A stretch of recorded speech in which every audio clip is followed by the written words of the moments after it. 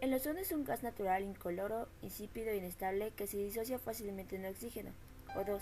Tiene un olor característico y es ligeramente azulado. Su fórmula química es el O3 y se produce cuando las moléculas de oxígeno, O2, son separadas en dos átomos de oxígeno estando junto a otras moléculas de oxígeno. Luego se combinan con el oxígeno molecular O2 y se unen formando el ozono. Pero el ozono no es más que oxígeno diatómico, con un átomo extra de oxígeno formado por alta carga eléctrica, contenidas en el aire.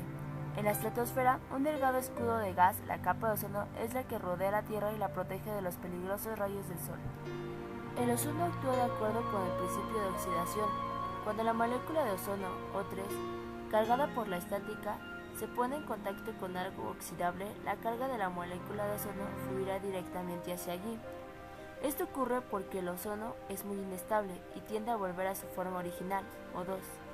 El átomo extra de oxígeno se desprende de la molécula de ozono y se lanza con el otro material. Finalmente permanece solamente la molécula de ozono pura y estable y luego de 20 minutos vuelve a formarse el ozono. El ozono se puede obtener por medios eléctricos. Uno de ellos se realiza pasando una corriente de aire o oxígeno a través de una longitud de onda de luz ultravioleta de 1460 nanómetros. Otra forma de obtener o producir ozono es mediante el efecto corona, que consiste en un tubo dieléctrico por el que se hace pasar oxígeno, el cual recibe una descarga eléctrica constante de alto potencial que se ha generado en el transformador. Este hecho provoca la transformación de la molécula de oxígeno O2 proveniente del aire en una molécula de ozono O3. ¿Qué efectos causa el ozono en los humanos, plantas y animales? Las personas de mayor edad pueden ser más afectadas por exposición al ozono, posiblemente porque tienen más probabilidades de tener enfermedades pulmonares. El ozono puede irritar el sistema respiratorio, provocando la tos, causando irritación en la garganta, una sensación incómoda en el pecho, irritación de ojos. Además, puede reducir la función pulmonar y hacer más difícil la respiración profunda y vigorosa normal.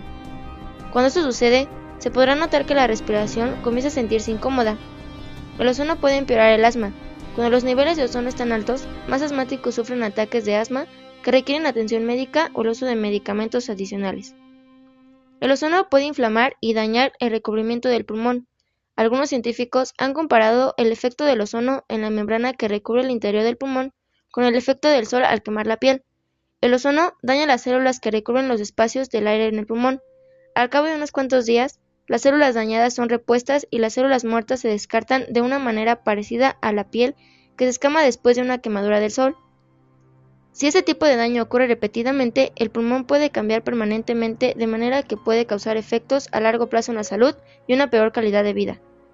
El ozono también afecta a las plantas ya que provoca problemas en el proceso de fotosíntesis afectando su crecimiento. Asimismo, los animales también se ven afectados por el ozono ya que al igual que los humanos, el ozono les provoca enfermedades y afecta su crecimiento.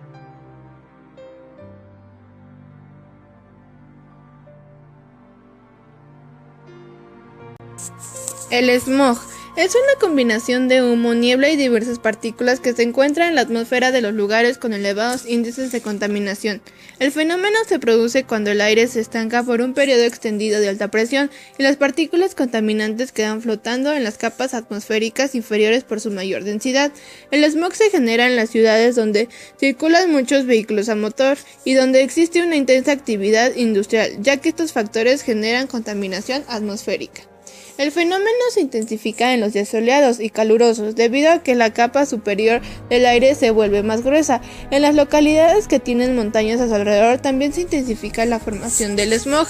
Las sustancias contaminantes no circulan. Algunas de las ciudades con mayor smog son la Ciudad de México, San Pablo, Brasil, Buenos Aires, Argentina, Lima, Perú, Santiago de Chile, Nueva York, Los Ángeles y Pekín.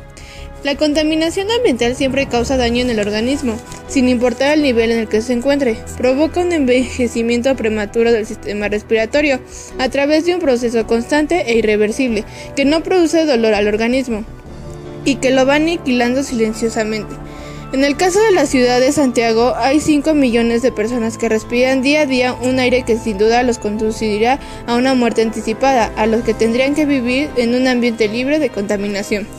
Además, convierte la ciudad no apta para realizar deportes al aire libre, neutraliza una actividad que suele estar ligada con una vida sana y la convierte en un factor de riesgo real para la vida del ser humano. El silencioso daño de las micropartículas en el cuerpo humano es un dato que se debe tomar en cuenta con responsabilidad. Los niños de hoy estarán más propensos a desarrollar enfermedades respiratorias en su vida adulta, y un buen porcentaje de ellos tendrá que acostumbrarse a convivir con ellos permanentemente.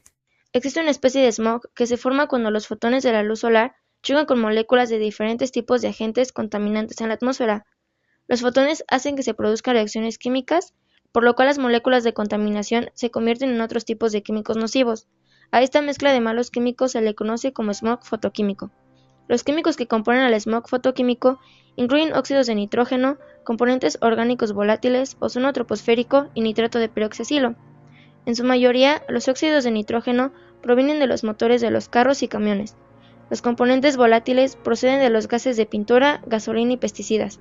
El ozono es una especie de oxígeno que es dañino, y el nitrato de peroxicilo es el tipo de contaminación que se forma a raíz de reacciones químicas con otros tipos de contaminación.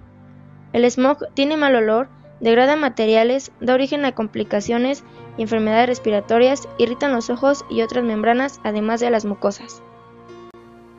¿Cómo se forma el smog? El smog es una forma de contaminación que se origina cuando el aire se combina con ciertos agentes contaminantes durante un periodo de tiempo que hay alta presión. Se origina como una mezcla de polución atmosférica, con concentraciones de óxido de sulfuro y de nitrógeno, hidrocarburos, partículas de plomo, manganeso, níquel, cobre, zinc y carbón. Esto provoca que el aire contaminado se quede estancado y se forma una especie de niebla. El smog es capaz de causar algunos problemas en la salud, tales como intoxicación respiratoria, irritación en los ojos y también en la nariz. Las mayores consecuencias del smog en realidad se las lleva el planeta Tierra, ya que el smog es una masa de aire sumamente contaminante. El smog se clasifica en dos tipos, el fotoquímico y el industrial. El smog fotoquímico se forma cuando las emisiones y otros productos químicos reaccionan con la luz solar. Es un tipo de contaminación del aire, donde las partículas de aire se convierten en sustancias nocivas como ozono, el nitrato y los aldehídos debido a la reacción entre la luz solar y los gases de un escape de automóviles. El smog fotoquímico puede cubrir un pueblo entero o hasta una ciudad.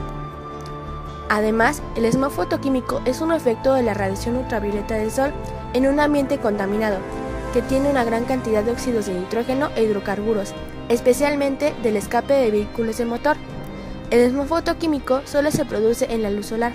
Las posibilidades de formación se incrementan cuando el clima es tranquilo y soleado, y cuando los contaminantes se han acumulado en la atmósfera inferior. Hay otro tipo de smog fotoquímico, que es el de verano. Es común en las ciudades que no cuentan con una correcta eliminación de emisiones a través del viento. El humo es, por tanto, atrapado debido a las condiciones extremas del calor.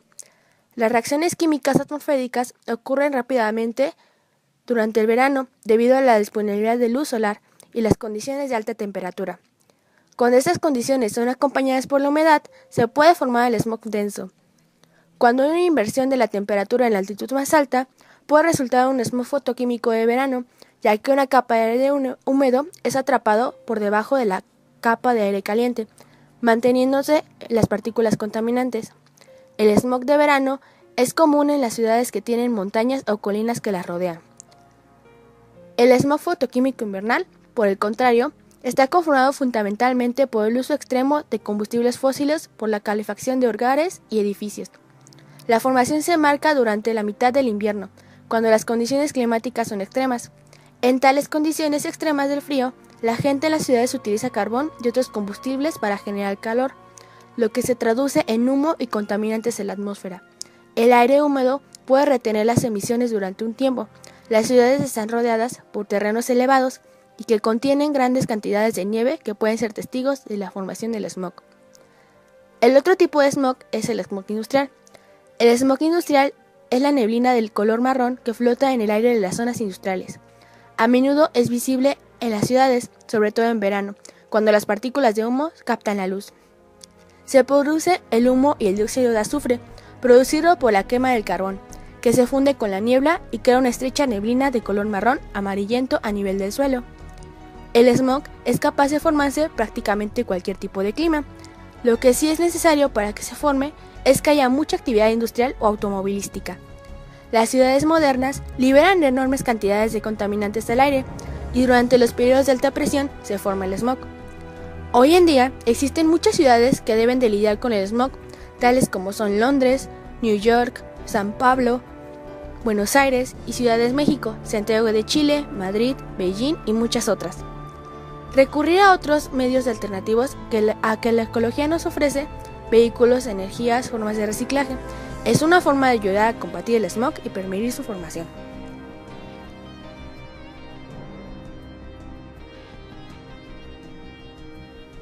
¿Qué es la calidad del aire? La calidad del aire es una indicación de cuánto aire esté exento de la polución atmosférica y por lo tanto apto para ser respirado. Actualmente los controles y la reglamentación se han incrementado y la calidad de los combustibles también se ha mejorado.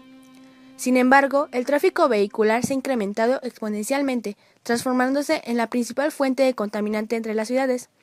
A nivel mundial, se ha descubierto que las emisiones de anhídrido carbónico derivadas de la combustión del petróleo están participando en forma determinante en el incremento de la temperatura global, a causa del efecto invernadero. Las principales fuentes andrógenas de contaminación del aire son las fábricas o instalaciones industriales que no tienen filtros adecuados para las emisiones aéreas, centrales termoeléctricas, vehículos de automotores con motor de combustión interna.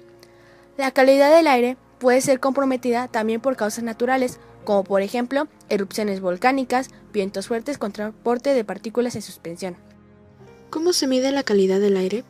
Para medir la calidad del aire se utilizan los puntos IMECA, que quiere decir Índice Metropolitano de la Calidad del Aire. Dicho índice o medición sirve para informar a la población hora por hora sobre cómo se encuentra la calidad del aire en la ciudad. Es una herramienta muy necesaria para las grandes ciudades como el Distrito Federal, ya que nos dice si tenemos un aire limpio o contaminado. También nos ayuda a prevenir algún mal en nuestra salud, principalmente a niños, adultos mayores y personas que padecen asma.